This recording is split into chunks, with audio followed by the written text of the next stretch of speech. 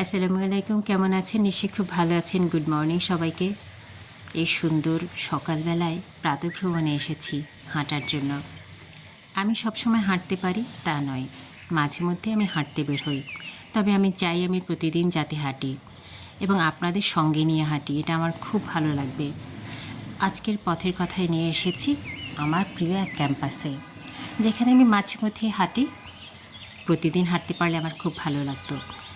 এখানে প্রচুর লোক হেঁটে বেড়াচ্ছে। সকালবেলা আসলে দেখা যায় এত হাঁটছে লোকজন, সত্যি বাঁচার কি আকাঙ্ক্ষা।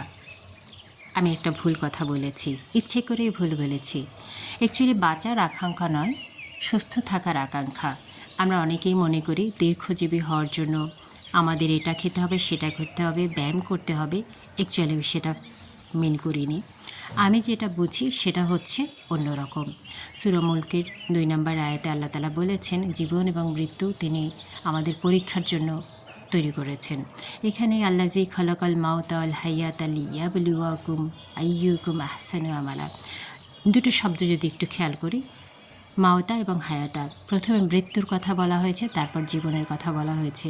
অর্থাৎ জীবন যেহেতু তৈরি হয়েছে, এটার মৃত্যু অনিবার্য। সুতরাং আমরা যতদিন পৃথিবীতে থাকব এটা নির্ধারিত, কিন্তু আমাদের সুস্থভাবে বেঁচে থাকতে হবে। মৃত্যুর আগ মুহূর্ত পর্যন্ত আমরা যেন প্রেয়ার করতে পারি, আমরা যেন ইমানের সাথে থাকতে পারি, আমরা যেন সুস্থ থাকতে পারি।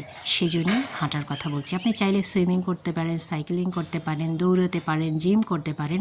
আপনার কাছে যেটা স্বাচ্ছন্দ্যের, যেটা আপনার কাছে অ্যাভেলেবেল, আপনি সেটা করতে পারেন। এই মুহূর্তে আমার হাঁটা ছাড়া তেমন কোনো অপশন নেই, তো তাই আমি হাঁটছি এবং হেঁটে আমি ভীষণ ভালো ফিল করছি। আমার মাথা ব্যথা চলে যাচ্ছে, আমার শরীরে ব্যথা চলে যাচ্ছে। অনেকেই যারা মনে করেন যে হাঁটলে শরীরে ব্যথা হবে, আসলে কিন্তু তা নয়। 2-1 দিন খারাপ লাগবে, পরবর্তীতে যখন আপনার ভালো লাগা শুরু হবে তখন আপনি না হেঁটে পারবেনই না। তো শুরু করা যাক এখনই।